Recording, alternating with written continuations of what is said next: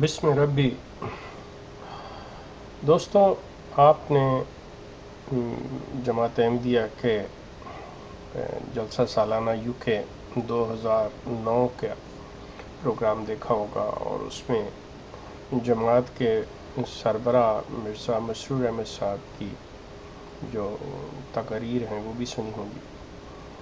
لیکن میں جس پر بات کرنے جا رہا ہوں وہ ان کی آخری تقریر ہے جو انہوں نے جلسہ کے آخری دن اتوار کے روز کی. اس میں اپنی ذہانت، اپنی لیاقت، اپنی قرآن فہمی اور اسلام کے متعلق اپنے علم کا جہاں پہ اظہار کیا، وہاں پر یہ بھی بتایا کہ وہ احمدیت کے بارے میں کیا جانتے ہیں، مرزا غلام احمد صاحب قادیانی کے بارے میں کیا جانتے ہیں. اس کا اظہار انہوں نے، اور اپنے دل کی وہ بڑاس جو مسلمانوں کے، اسلام کے اور قرآن کے متعلق تھی، اسے جی بھر کے نکالا. لیکن آپ سے میں گزارش کروں گا کہ آپ ان کی وہ آخری دن کی تقریر اتوار کے روز کی، جو ان کی الوداعی اختتامی تقریر ہے، وہ ضرور سنیے. تو پھر آپ خود اندازہ کریں گے کہ اس سے بڑی جہالت، اس سے بڑی نالائکی دنیا میں کہیں نہیں ہو سکتی کہ ایک شخص یہ دعویٰ کرے کہ میں خدا کی طرف سے ہوں، میرا عشق جو ہے، میرا علم جو ہے، میرا تعلق جو ہے وہ اسلام سے، قرآن سے، دین سے، اللہ کے رسول سے، اور سب سے بڑھ کر اس مہدی اور مسیح موعود عیسیٰ ابن مریم سے ہے، جس کے بارے میں وہ بتانے جا رہے کہ ختم نبوت کے معنی کیا ہیں. آپ ان کی تقریر سن کر حیران ہوں گے کہ وہ شخص اس جہالت میں اور اس زوم میں یہ بھول گیا کہ ختم نبوت کے معنی جس کا وہ خلیفہ ہے، جس کی گدی پر وہ بیٹھا ہے، جس کا وہ سجادہ نشین ہے، وہ شخص کیا کرتا رہا.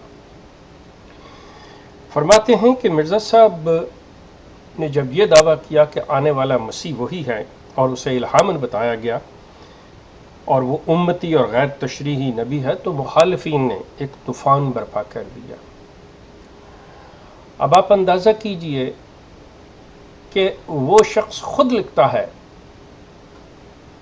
کہ ختم نبوت کے معنی جو ہیں وہ یہی ہیں کہ رسول اللہ آخری نبی تھے، آپ کے بعد کوئی آنے والا نہیں، نبوت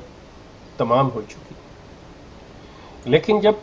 مرزا غلام احمد صاحب قادیانی یہ معنی کرتے ہوئے، یہ چیز پر ایمان رکھتے ہوئے، اور ہر اس مدعی نبوت کو کافر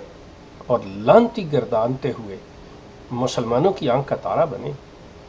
تو یہ بڑے چیمپئن کہلائے. آپ کو حیرت ہوگی کہ اسی چیمپئن نے جب یہ معنی کیے تھے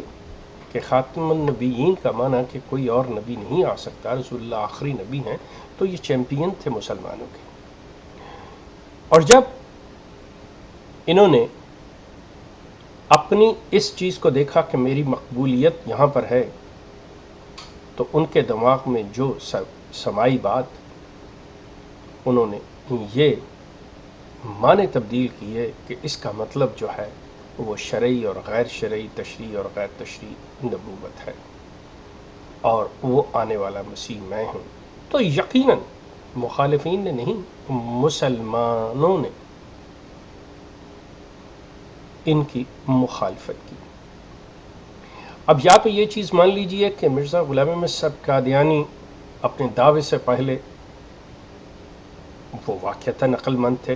وہ واقعتاً چیمپئن تھے، اور وہ جو معنی کرتے تھے وہ صحیح تھے. جب آپ یہ کہیں گے تو جماعت کے لوگ اور ان کے سجادہ نشین مرزا مسرور یہ کہیں گے کہ دیکھیے،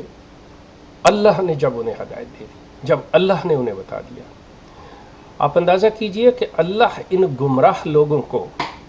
کسی کی اصلاح کے لیے مقرر نہیں کرتا۔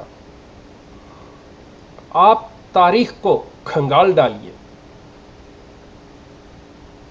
قرآنی اور دیگر خدائی صحیفے، کتابیں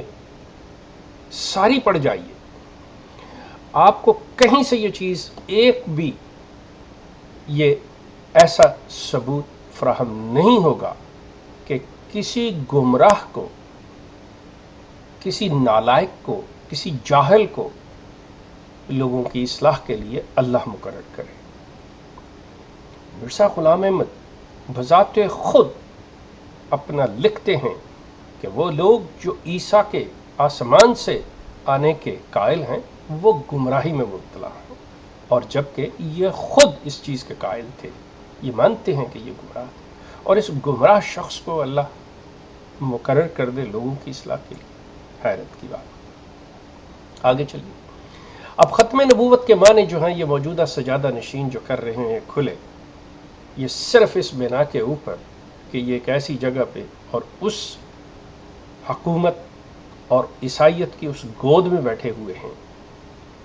جس نے انہیں پناہ دے رکھی ہے، جن کے یہ غلام ہیں، جن کی طوق غلامی انہوں نے اپنے گلے میں ڈال رکھا ہے۔ اس کے بعد اپنے لوگوں کے اندر یہ نعرے لگانا، یہ بہت بڑی بڑی باتیں کرنا کہ ہم یہ ہو گئے، ہم پہ اتنا فضل ہو گیا، ہم پہ وہ ہو گیا۔ احمدی دوستو، اگر آپ تھوڑی دیر کے لیے غور کرو، آپ اگر حق کی تلاش کے لیے، سچائی کے لیے، صرف یہ جاننے کے لیے کہ سچ کیا ہے، آپ دیکھیں کہ آپ کے پیسے کے، خون پسینے کی کمائی کے بلبوتے کے اوپر یہ اجتماع کیے جاتے ہیں، یہ جلسے کیے جاتے ہیں، اور ان میں بیٹھ کے آپ کو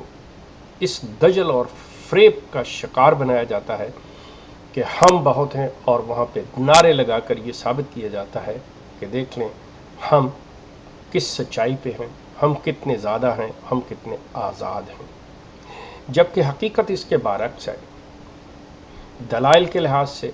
عقل کے لحاظ سے، لیاقت کے لحاظ سے، قابلیت کے لحاظ سے، ایمان کے لحاظ سے، علم کے لحاظ سے، یہ جماعت، یہ لوگ، یہ سجادہ نشین دیوالیہ ہو چکے ہیں۔ ان کے اپنے اندر اتنے تضاد ہے۔ اگر آپ آج کی تقریریں سنتے ہوئے، آج کے جماعت کے جو سجادہ نشین ہیں، جو علماء ہیں، مربیان ہیں، امراء ہیں، ان کی باتیں سنیں اور مرزا غلام احمد صاحب قادیانی کی تحریریں پڑھیں، مرزا بشیر الدین محمود خلیفہ ثانی کی تحریریں پڑھیں، تو یقین کیجئے کہ تضاد آپ کو روز روشن کی طرح واضح ہوتا ہے۔ لیکن بات یہ ہے کہ آپ کو اپنی آنکھوں سے پٹی کھولنی ہوگی، آپ کو اپنی آنکھوں سے تعصب کی اینک کو اتارنا ہوگا۔ بصورت دیگر آپ جس گڑھے میں گریں گے، آپ کے ساتھ جو بھی ہوگا وہ آپ کا اپنا خود فیصلہ ہوگا، ورنہ مسرور صاحب کی یہ تقریریں اور یہ نعرے اور یہ کہنا کہ ایم ٹی اے کا العربیہ چینل جو ہے وہ مرزا صاحب کے دعوے کی سچائی ہے، اس سے بڑی جہالت اور کیا ہوگی، اس سے بڑی نالائکی اور کیا ہوگی کہ ایک العربیہ چینل کو یہ کہنا کہ یہ مرزا غلام احمد صاحب قادیانی کے دعوے کی سچائی ہے۔ حیرت کی بات ہے کہ آپ لوگ پڑھے لکھے ہوتے ہوئے بھی، سمجھدار ہوتے ہوئے بھی، اس جاہل انسان کی ان باتوں کے اندر آپ آ رہے ہیں۔ فیصلہ آپ کا ہے۔ اس جلسے کی دیگر تقاریر اور